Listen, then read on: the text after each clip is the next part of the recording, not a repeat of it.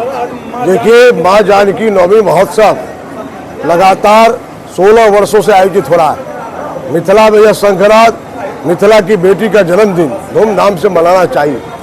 जैसे प्रभु श्री राम का जन्मदिन देश और दुनिया में मनाया जाता है, लेकिन जानकी जी के कारण ही राम भगवान हुए और मिथिला की बेटी का मिथिला में जन्मदिन धूमधाम से न हो, बल्कि पूरे देश और दुनिया में माता जानकी का जन्मदिन मनाना चाहिए। अपना यह जो लक्ष्य है, इस लक्ष्य को लेकर स्वयं माननीय प्रधानमंत्री जी आज आप देवी का है और जानकी जी इस डिपार्टमेंट की है, इसलिए हम लोग उनका जितना नमन करेंगे सब प्रकार से परिपूर्ण होंगे। आज जानकी नवमी पर पुनः ढेर सारी शुभकामनाएं।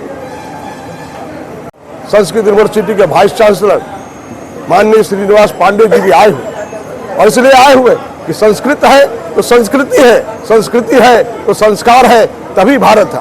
भारत की जो विरासत है वो संस्कृत और संस्कृति से ओतप्रोत है और इसलिए आप देखते होंगे माननीय प्रधानमंत्री जी भी अपने फेसबुक पर लगातार 2-3 महीनों से एक श्लोक डालते हैं। एक श्लोक डाल करके न केवल भारत में बल्कि दुनिया के लोगों को बताना चाहते हैं कि संस्कृत का महात्मा क्या है।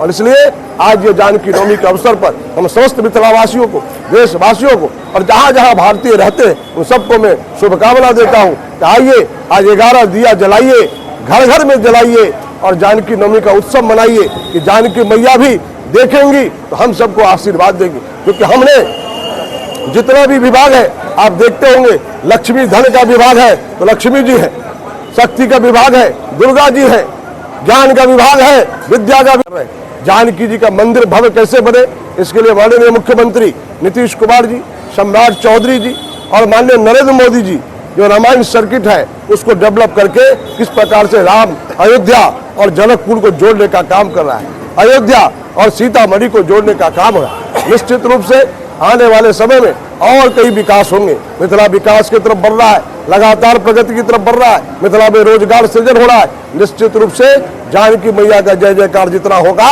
मिथिला का उतना उदय होगा, क्योंकि यह मिट्टी माता जानकी की मिट्टी है। आप देख रहे हो लगातार भव्य झांकियां आ रही है, जानकी लव कुश और हनुमान जी की झांकी है। खेल कबड्डी के माध्यम से हम नौजवानों के अंदर जानकी मैया को ले जाना चाह रहे हैं। आजकल का पीढ़ी जानकी मैया के इतिहास के बारे में जाने, आजकल की पीढ़ी यहाँ की मिट्टी के ताकत को समझे और इसलिए जानकी नवमी के अवसर पर खेल में कबड्डी, खो खो, ऐसे वॉलीबॉल, नृत्य, संगीत विकसित होती है। भारत की ज्ञान परंपरा उसी तरह विकसित होती है। आज मिथिला का ब्रांड खुद हमारे प्रधानमंत्री हर जगह ब्रांड एम्बेसडर हो गए हैं। चाहे मिथिला का मखाना हो, मिथिला के पाग हो, मिथिला के चादर हो, मिथिला के पेंटिंग हो, यहाँ की लोक कलाएँ हों, यहाँ की चित्रकलाएँ हों, ये सब जो है इस समय पूरे विश्व में छाया हुआ है और यह बहुत ही स्वर्णिम काल है हमारे भारत के सांस्कृतिक विकास का, मिथिला के सांस्कृतिक विकास का। ऐसे में पुनः मैं मृत्युंजय झा जी का जो है बहुत अभिनंदन करता हूँ कि वे इस परंपरा को जीवंत रखे हैं और नई पीढ़ी को जागरूक करने के लिए निरंतर खेलों के माध्यम से, नृत्य नाटकों के माध्यम से, प्रतियोगिता के माध्यम से सबको जोड़ रहे हैं, समाज को जोड़ने के काम है। और मृत्युंजय अपने आप में हो, मृत्यु को जीतने वाला जो है, ऐसी शक्ति आप में मिले और अच्छे ऐसे काम करें, ये हमारा अभिनंदन है। बढ़ाकर आज हम देख रहे हैं अयोध्या में राम मंदिर का निर्माण हो, काशी में विश्वनाथ कॉरिडोर हो, महाकाल उज्जैन में कॉरिडोर हो, यहाँ सीता माँ का मंदिर हो, तो जहाँ जहाँ हो रहा है उसके साथ आर्थिक विकास भी हो रहा है और सांस्कृतिक पुनरुद्धार भी हो रहा है और नई पीढ़ी उससे जागरूक भी हो रही है। तो जो इधर उधर घूमने जाते थे वो ऐसे ऐसे जगहों में जा रहे हैं जहाँ की उनके लिए भी आकर्षण है।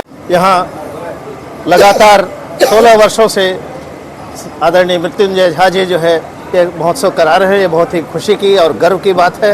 ये हमारे भारतीय संस्कृति की, हमारी परंपरा को नई पीढ़ियों को पहचाने का काम कर रहे हैं। एक अद्भुत काम है।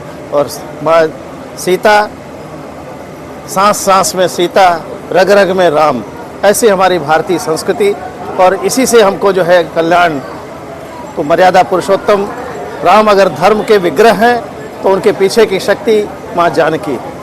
और ये निश्चित ही सीता और राम की ये जोड़ी और ये आदर्श दाम्पत्य, सीता का पतिव्रता धर्म और राम का मर्यादा पुरुषोत्तम एक पत्नी व्रत, ये सारी चीज़ जो है नई पीढ़ी को समझाने की आवश्यकता है। उस दिशा में यह कार्य चल रहा है और हमारे देश में इस समय जो है विरासत के साथ विकास की बात चल रही है। ये दुर्भाग्य था कि पहले कई लोग जो है इसको नहीं समझते थे।